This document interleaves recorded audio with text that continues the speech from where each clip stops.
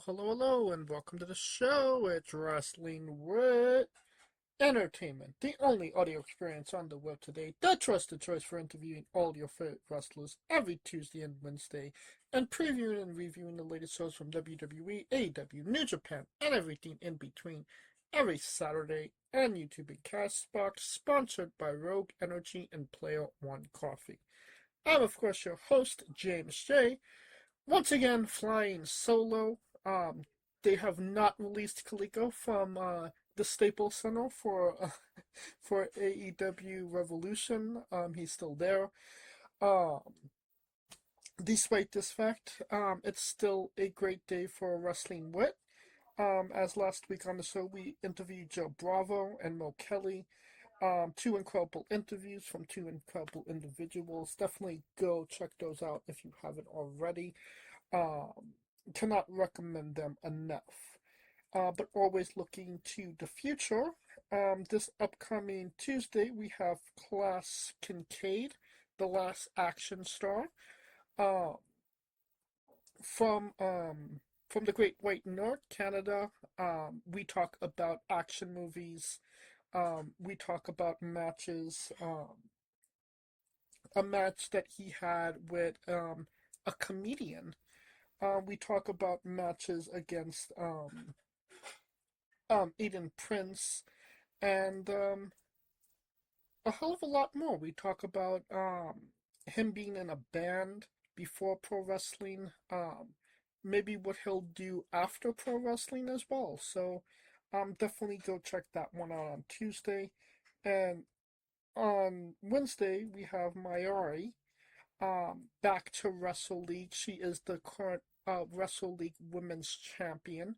Um, we talk about that. Um, Getting into pro wrestling as not a wrestling fan, which is a very interesting story. What her husband thinks of that, as he is a wrestling fan himself. Um, an early on injury that kind of set her back and made her question, if she should continue wrestling. Um, how a match with Shauna Lee actually, um, brought her back from not retiring.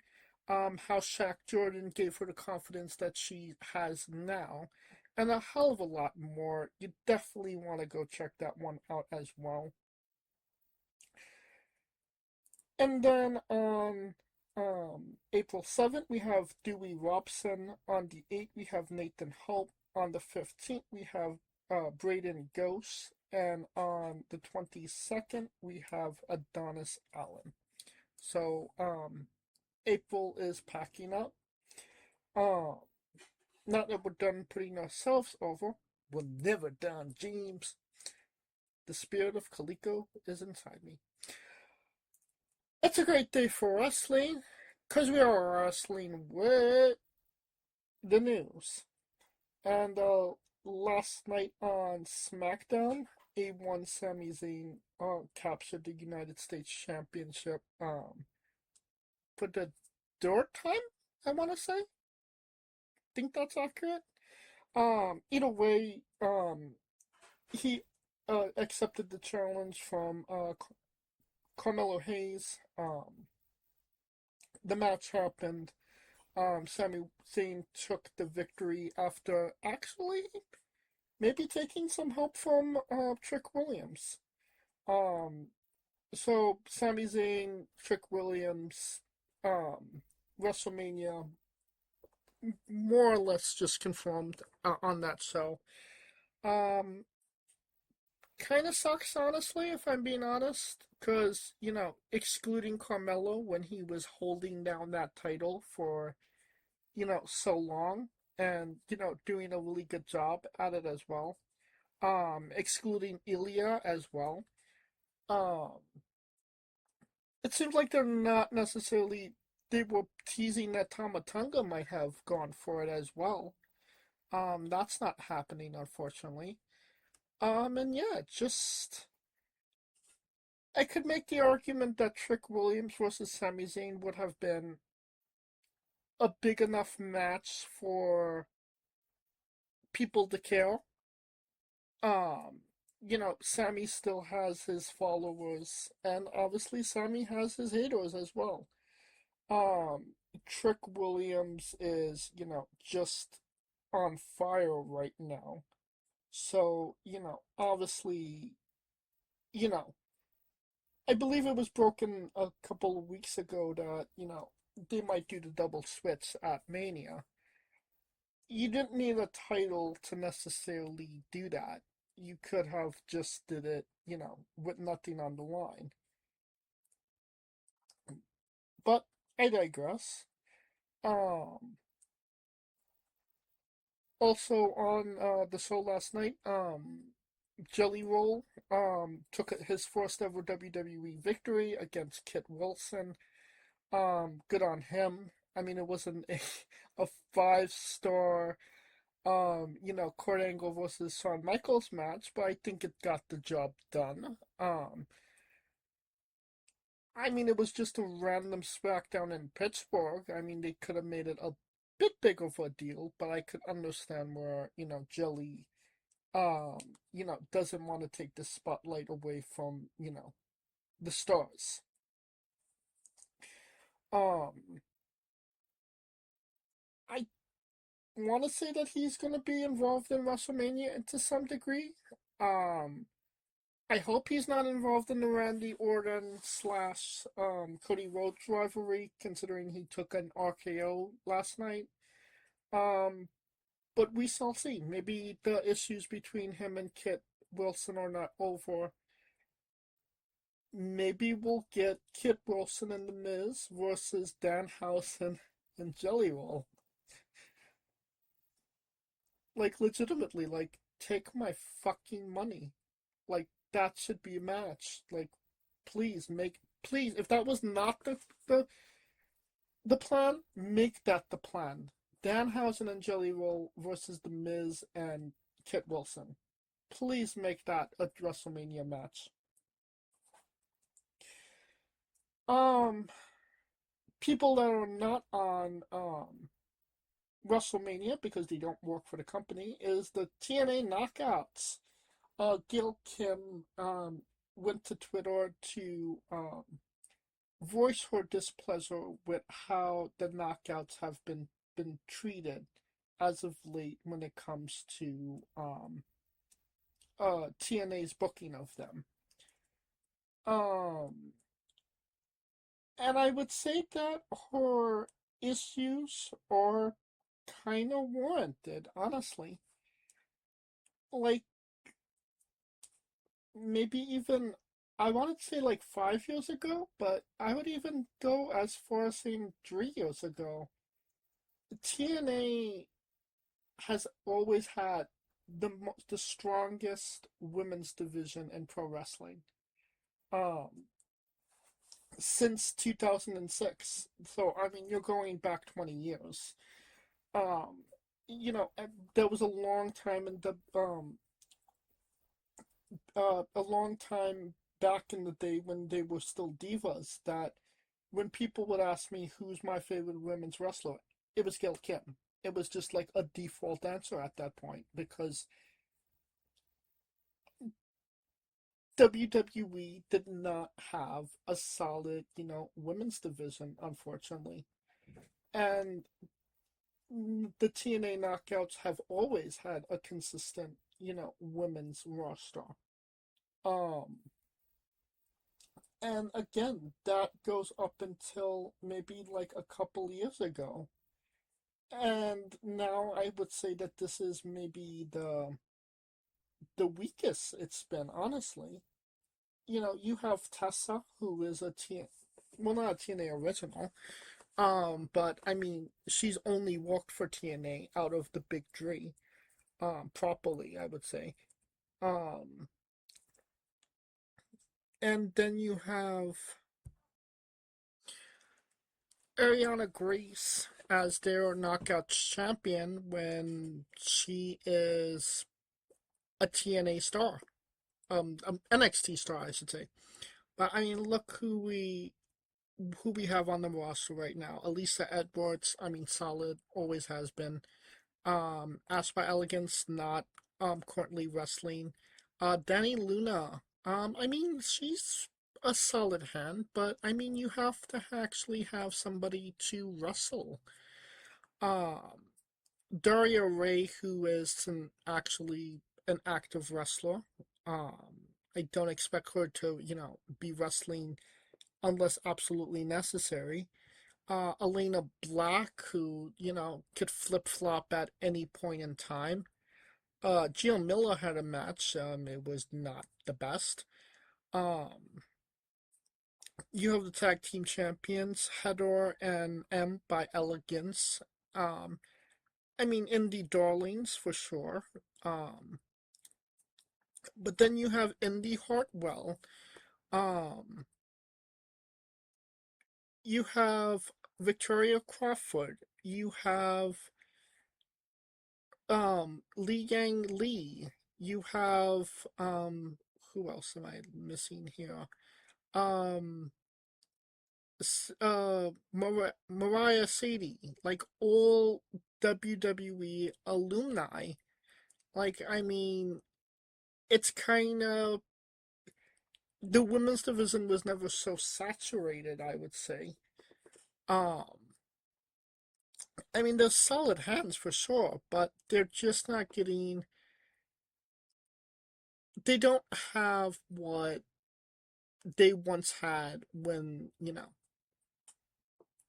they, they don't have the proper partners to work with.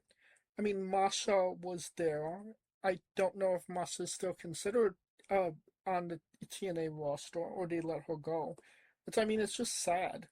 Like, she could have been like a really good leader and forefront of the Knockouts division. Like, she was that, you know, that type of wrestler. But, again, you're only as good as your dance partner. And when your dance partners are TNA NXT rejects, I'm sorry, it's not going to be as good as it could be. So I would say that maybe, TNA needs to dip into the indie pool a bit more and kind of see, who they pull out because they could definitely, they do have solid hands, but they need to bring back up the Knockouts division to where it once was because it is definitely not where it could be or should be, if I'm being completely honest. Speaking of TNA alumni, Josh Alexander is out indefinitely with a severe knee injury, which kind of sucks for him. Um, I do hope him, the very best. I would hope that, with him being injured, maybe he'll gain new perspective, I would say, because like he was like one of the bigger stars and kind of carried TNA on his back. And then he signed with AEW, and it just he was he was just a random guy in the Don Callis family, which is sad because he's such a gifted and talented wrestler. For him to be, relegated to that is just, terrible. And the crappy part about it is it seemed like he was okay with that. Like he didn't consider about going to NXT. And like, I mean, I get it if you're just, looking for your paycheck and, doing it to be, a wrestler, that's fine. But, if you want to actually, be somebody in the pro wrestling world, I don't think he necessarily took, the proper route. So hopefully, like I said, new perspective, fresh paint a coat on him, and maybe he'll be in a spot where maybe Tony Khan will say, "Hey, maybe we need to put a belt on this guy," or put him in a main event, put him against Kenny Omega. The likelihood of that happening, I have no idea. Who knows? But I would say that it's less than likely, but we shall see. Um, Going from one person to one knee to another person with one knee. You're a fucking terrible person. Buff Bagwell teases one more match in TNA. He came out to the crowd, thanked them for their support, and then A1 Frankie Kazarian came out and um, talked crap to him, you know, told him some very nice, not nice things. For anybody that doesn't know, Buff Bagwell had one leg amputated. Um, so a lot of people are, speculating, this confrontation with Kazarian will lead to an actual match between the two of them. I would say if that is the case, I mean, it's absolutely not impossible. I mean, we've seen one-legged wrestlers in the past. Obviously, what was his name again? Zach Gowen. Zach Gowen is the name. He even had a match with on AEW not too terribly long ago. Um, there was the other um one-legged wrestler that Zach Gowen was mistaken for, but the other leg that Johnny Ace hired. I want to say that there was another one a couple of more than a couple of years back. So I mean, it's not out of the realm of possibility that we could see Buff Bagwell, one-legged man in an ass-kicking contest. Um, if he is indeed able to do it and is healthy enough to do it, I'll say power to him, honestly. Um, have your last match, get a payday, get your flowers, and maybe go backstage and take up some type of agent role, or start a podcast like we all fucking do it. Um, I think that if he is in a healthy place and he is in a good place, then it would be the best, you know, it would be the best thing for him to get closure. So, that would be good. Well, for him. So, yeah, we shall see if anything comes to tuition of that. Um, some WWE news.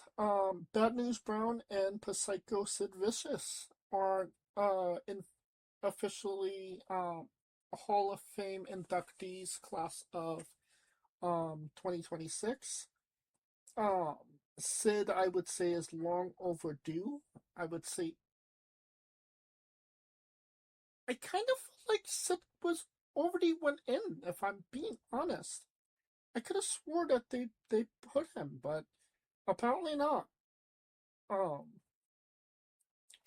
and I mean, it just sucks that Sid is going in and he's not able to actually, have a speech and have that moment. You know, he's since passed, unfortunately. Um, Bad News Brown as well. Wait a minute, this Bad News Brown passed? Yeah, Brown has passed. So, um, a little bit out of character for them to induct two dead people. Like usually they don't. Um, but yeah. I mean, I'm definitely not going to say it's not deserved. It's definitely warranted. Um, so yeah. Two legends that will unfortunately not be able to enjoy the moment because they dead. But yeah. here we are.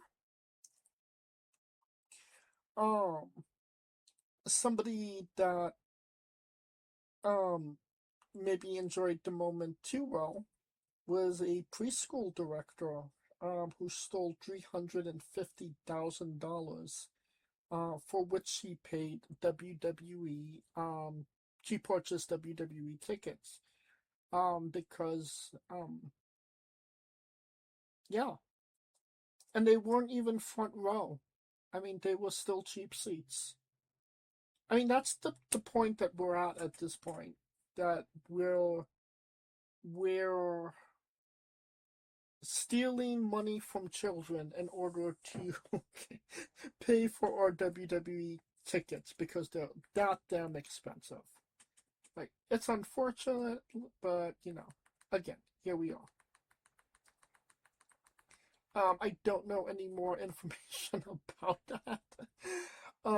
It's just yeah, a bit of news. I'm sure I hope that she enjoyed those shows, before she got arrested. So, um, somebody enjoying his moment right now is a one John Cena, who hopes to have a new role in WWE. Um, I find that interesting that John is wanting another role in WWE. Considering he's doing pretty okay outside of WWE when it comes to acting gigs, host gigs, gigs in general. But I can't falter him for wanting to stay where he loves the place he loves the most. When it comes to a role for John, I couldn't necessarily tell you. I would say the best place for him would be a agent. Put together matches for the guys. Um, I don't. I mean, he was never a strong promo. If I'm being honest, um, he never seemed like he was the creative type. To bring things to the table. Um, I mean, that being said, I mean, he did everything that Vince McMahon told him. Um, what else could he do? I mean, I don't see him in Gorilla. I mean, he could be a coach at the NXT center, at the Performance Center. That would definitely do him good. He could even be on the LFG. Um, put him next to Undertaker. Nobody would think he's out of place by any means. So yeah, I would say that there are spots for him. I would say those limited spots, but spots nonetheless. I mean, give him a podcast. Give him a podcast with Buff Bagwell. Buff and you can't see Buff. I've seen a Buff. There you go. I've seen a Buff. You could free of charge right here on Wrestling with Entertainment. Buff Bagwell John Cena podcast. I've seen a Buff. Oh, talking about seen enough. Some jerk off decided to come up to John Cena and sing to him. Why, I have no fucking idea. He wasn't even singing John Cena's song. He was singing some corny, shitty love song to him. Um, and it's kind of funny if you haven't seen, the video. Like John Cena has like no fucking idea what's going on for maybe a good 10, 15 seconds, and then maybe he spots the camera. I'm not entirely sure, but he's just about seen enough, and then he kind of just shuts that shit down. He gets up and he's like, "Hey, how are you? I'm John Cena. I don't know what you're doing, but whatever you're selling, I'm not buying, and told the guy, I mean, didn't say the exact words, but he basically sent him the fuck off. Um, so yeah, I mean, considering who John Cena is and the world that he lives in, pro wrestling, I mean, he could have knocked the shit out of this guy, and I don't think a lot of people would have um, thought twice about it. He was a lot more nicer than he could have been. You know, this is definitely not a Chapel Ronin situation. um, John, this is John Cena is pretty, I would say, respectful to his fans when they come up to him. Except Ken Warren, if you remember our interview with him.